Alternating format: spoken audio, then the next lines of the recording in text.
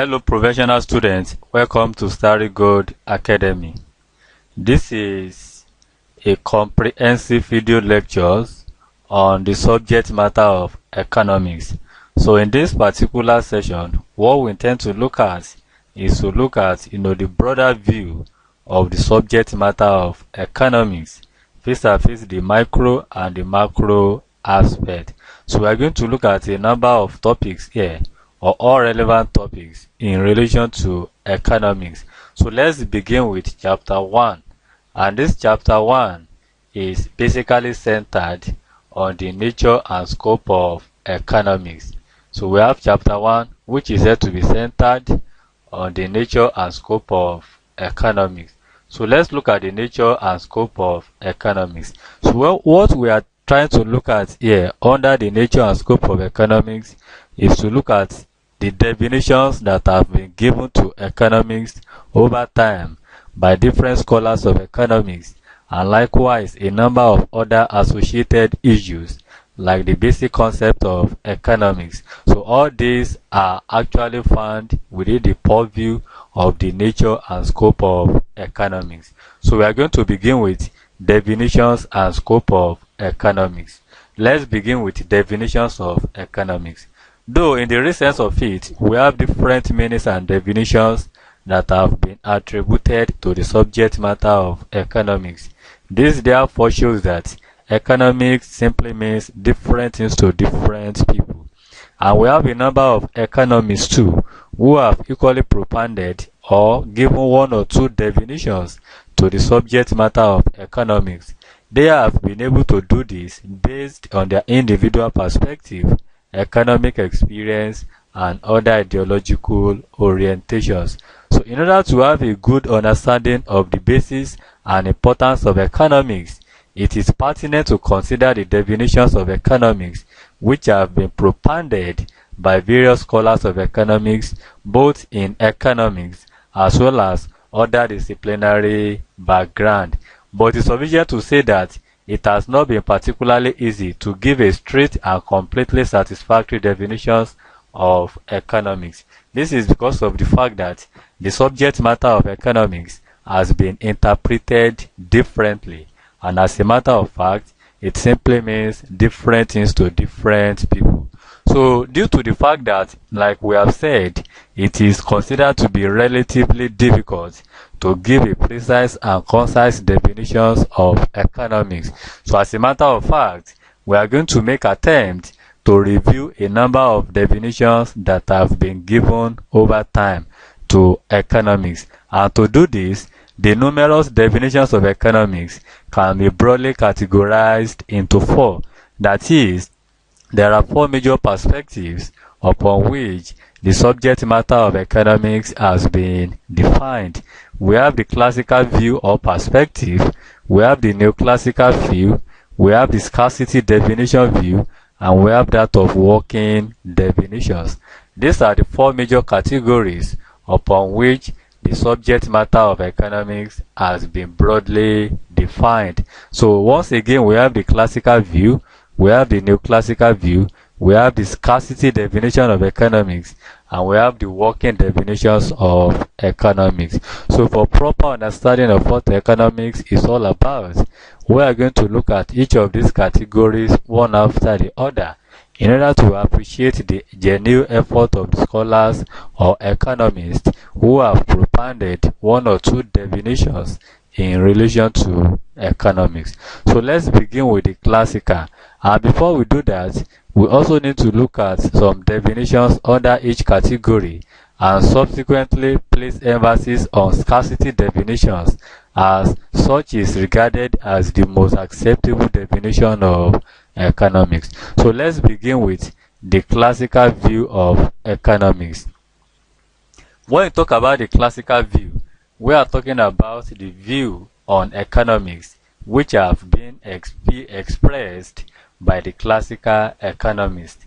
The classical economist in this case was simply regarded as the earliest or the first generation economists, in the sense that they are the first to have documented the totality of the economic thought in full scale. And we have this particular view being championed by the father or the acclaimed father of economics in person of Adam Smith. So simply put, the classical view of economics is just view, or they are regarded as those opinions which are being expressed by the classical economists, that is, the earliest or the first generation economists.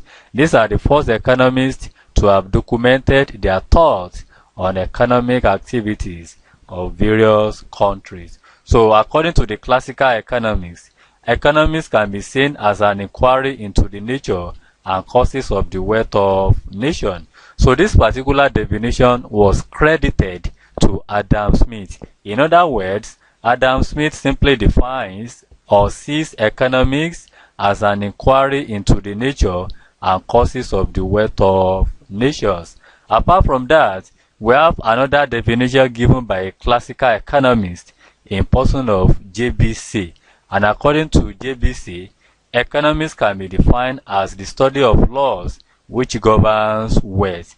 That is, according to JBC, the study of laws that governs wealth is mainly regarded as economics. So in this particular definition, JBC was able to conceive the subject matter of economics as the study of law that mainly governs the wealth of a particular economy over a given period of time.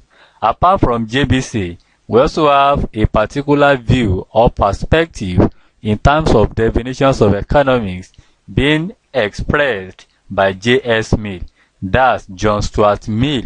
And according to J.S. Mill, he perceives economics as that body of knowledge which relates to wealth.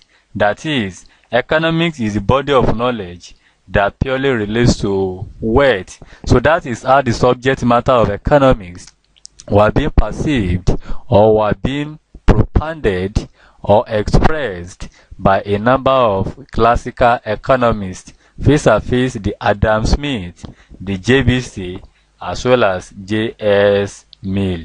So all these are some of those views that have been expressed in relation to the subject matter of economics. So all are regarded as the classical views of economics. If you look at these definitions very well, one will see that the definitions basically lack one substance or the other. So as a matter of fact, there's a need to look at some advancements that have actually been introduced into the subject matter of economics. So as a matter of fact, we need to look at another views that have been expressed on the subject matter of economics. So let's look at the neoclassical view of economics. We have the classical view and we have the neoclassical view. So the emergence of neoclassical view of economics is as a result of some of those deficiencies that were attributed to the classical views. Though the classical economics have actually made good attempts in order to define or to give appropriate meanings and definitions of what economics is all about, but some of these definitions have been criticized on various grounds, and this was actually led to the emergence of the classical view.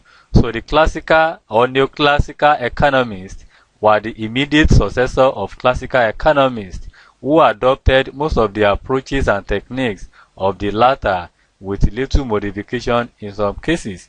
This simply implies that some of those assumptions that underline the classical economists are equally the same assumptions underlining the neoclassical economists. Even some of those scholars that actually make up the neoclassical, they are also part of the classical, but only that they are trying to introduce a number of modifications in the ways and manners they are able to conceive the subject matter of economics. So in their own view, they added one or two modifications so as to make the subject matter of economics to be properly understood by every individual. So one of the definitions here is economics is the study of mankind in the ordinary business of life. If you look at this definition of economics being regarded as the study of mankind in the ordinary business of life, this is a definition that was mainly credited to Alfred Marshall.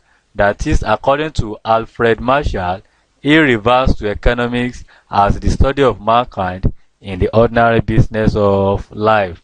And based on this definition, it mainly examines that part of individual and social action which is most closely connected with attainment and with the use of material requisites of the well-being of an individual.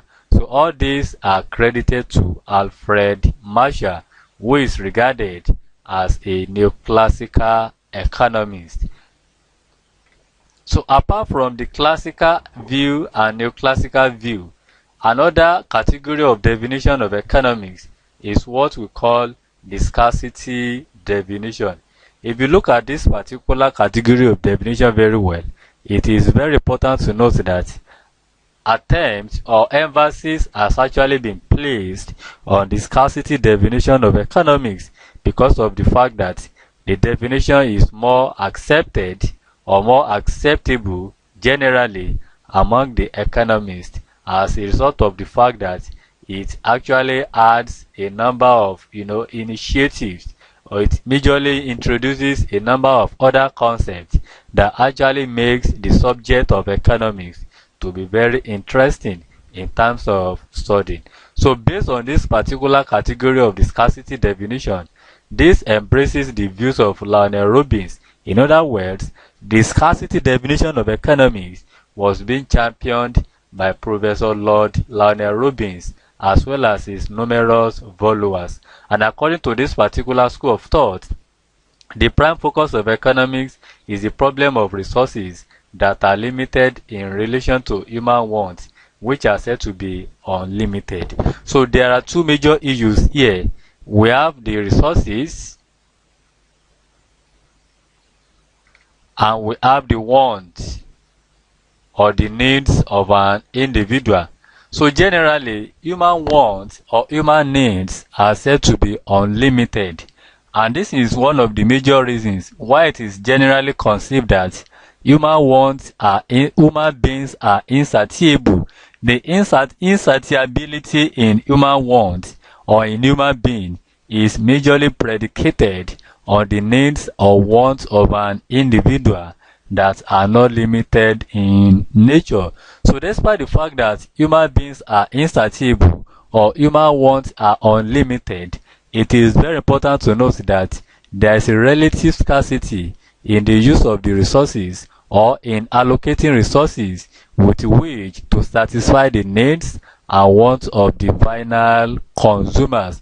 And that is what informed the study of economics, because of the fact that resources are relatively scarce, and apart from that, the human wants or human needs are equally said to be unlimited. So according to the scarcity definition of economics, which was said to be championed by Professor Lionel Robbins, the prime focus of that particular for economics is the problem of resources which are limited in supply, whereas the human wants are said to be unlimited. So let's look at the definition given by Lionel Robbins in relation to the scarcity definition of economics. So according to Lionel Robbins, economics can be defined as the science which studies human behavior as a relationship between ends and scarce means which have alternative uses. So this is the view being expressed by Lionel Robbins as regards the subject matter of economics definition. So he simply refers economics, or he simply refers to economics as the science or social science which mainly studies human behavior as a relationship between ends and scarce means which have alternative uses. So Lionel Robbins was able to buttress further some of the major concepts that characterize the scarcity definition of economics. And as a matter of fact, Lord Robbins' definition of economics actually warrants further explanations due to the fact that there are certain concepts that mainly underline the definition. We have the words an end. An end here refers to wants in terms of goods and services which are needed or required by an individual for the purpose of survival And apart from that, we also have another important word, which is means. And means here refers to the productive resources, which are otherwise known as the factors of production. And these are factors that are being employed in the production process of goods and services, and the purpose of which is to satisfy the needs and wants of the final consumer. So we have looked at the ends as well as the means as those important words that underline the definition of Lionel Robbins as regards the subject matter of economics. So all these factors of production that are traced or traceable to the production process commonly include the land, we have the labor, and we have the capital, and likewise we have the entrepreneur. So the combination of these factor inputs or factors of production usually help to facilitate the direct production process of goods and services, which ultimately help to meet the needs and wants of the final consumer. So this could be in form of goods and other services which are being provided for the purpose of meeting the needs and wants of the final consumer. So this is the definition that was provided by Lord Lionel Robbins, and this definition seems to be generally acceptable because of the fact that it mainly identifies a number of concepts that mainly characterize the subject matter of economics. So apart from the scarcity definition of economics, the other category we have here is that of the working definition of economics. We have the working definition of economics, and the working definition of economics was also credited to Lord Atkinson. So according to Lord Atkinson, economics is basically concerned with the behavior of people and the complexities of people's behavior, which cannot be easily captured in a single definition.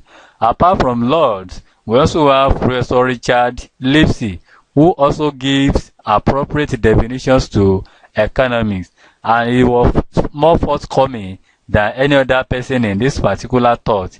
He did not only recognize the logical inconsistencies and other inadequacies of the sentence definition, but also provides a broad definition of economics, which is specifically called a working definition. And according to Lipsey, in an attempt to understand the working definition of economics, he simply refers to economics as a social science, which is basically concerned with the way the society chose to employ the available scarce productive resources in order to achieve certain conditions of living at a particular period of time. So if you look at this definition very well, though it is in some instances very related to the one provided by Lord Lionel Robbins, however, Lipsey was able to conceive the subject of economics as a social science, which is purely concerned with the way the society chose to employ the scarce resources, that is, the way and manner the society is able to allocate the available scarce resources, and the purpose of this is to improve the total welfare of the populace in terms of the standard of living, which will really help us to achieve economic development as well as other macroeconomic goals and objectives. So the way and manner the available scarce resources are being allocated within the society with a view to achieving certain ends in form of economic welfare of the populace actually is centered on the definition provided by Lipsey. So all these are some of the important ways or definitions that have been given by economists over time in order to give appropriate meanings and definitions of what economics is all about. And from all indications, we can simply infer that it is very difficult to give a precise and concise definition to the subject matter of economics. This is due to the fact that it has been viewed from various perspectives, and as a matter of fact, it simply means different things to different people. So that is what informed the various categories upon which the subject matter of economics has been defined. So we have been able to look at the classical view of economics. We also look at the neoclassical. Likewise, the most generally accepted definition of economics, which was said to be the scarcity definition of economics, was also examined. Then finally, the working definitions as credited to Professor Richard Lipsey was equally considered. So all this really help us to have a clear picture or a clear perspective of what economics is all about in terms of its definitions.